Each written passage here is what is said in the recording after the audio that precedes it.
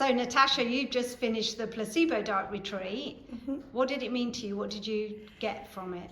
I came to reset a button, and I feel like I've recentered myself, and it's given me more than I thought, and it's nothing to do with my body, it is to do with my mind and soul, and I feel really, really thankful. Oh, that's nice. What would you say to anybody thinking, well, I don't really know what this is about. I've tried every diet under the sun. Looking at this, what would you say?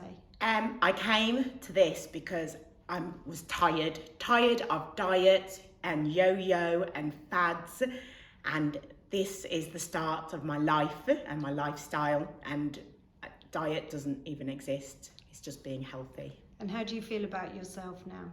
I love myself. Amazing.